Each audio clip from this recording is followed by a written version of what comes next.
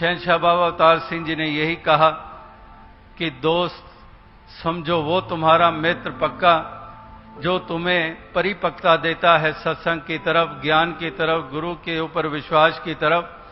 समझो वो तुम्हारा मित्र है। और दुश्मन मानो वो जो तुम्हारे मनों में संशय पैदा करता है, जो गुरु निरंकार साध संगत के विश्वासों को तुम्हारे डुलायमान करता है। और यहां तक कई तो इतने होशियार होते हैं कि 10 के विश्वास को डुलायमान करके फिर आप खुद भी साध संगत में आते रहते हैं।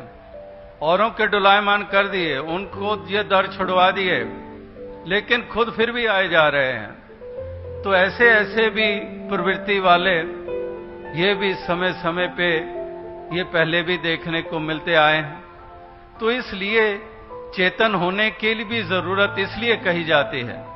चेतनता जब कहा जाता है कि ये नहीं है कि चतुराई, अगर चतुराई हो फिर तो वही संसार वाली चतुराई हो गई। चेतन होने और चतुराई में बड़ा अंतर होता है। चतुराई तो वही संसार वाली प्रवृत्ति है, लेकिन चेतन होने का मतलब कि सजग होना, कि ये लाभ की बात की जा रही है या नुकसान की बात की जा रही है, ये पतन की ओर ले जा रहा है कि ये पेश तो अपने आप को कर रहा है कि शायद मेरा खैर ख्वाह है, तो ये वाकई खैर ख्वाह है या मेरा मुझे कहीं का नहीं छोड़ेगा। तो इस प्रकार से वो चेतन होना, ये भी इसलिए बार बार कहा जाता है कि जो चेतन होता है, ज्ञानी होए सो चेतन होए, कि वो ज्ञानी अगर होता है तो वो चेतन भी रहता है। और इस प्रकार से चेतन इसलिए रहता है कि उसको बुरे भले की पहचान, उसको ये एहसास कि वाकई मुझे कौन सा रास्ता बताया गया है, मैंने केवल और केवल उस रास्ते पे चलना है, मुझे किन भावनाओं से युक्त होकर जीना है, मैंने केवल और केवल उन भावनाओं से युक्त होकर जीना है।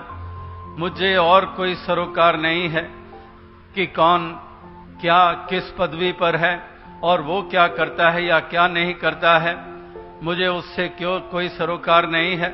मुझे अपनी आंसरेबिलिटी है, दूसरे की अपनी आंसरेबिलिटी है। वो उसकी जवाबदेही उसके लिए है, मेरी जवाबदेही मेरे लिए है। तो इस प्रकार से इस तरह से महापुरुष संत जन भक्त जन ये हमेशा ही इस और ये अग्रसर ये करते आए हैं।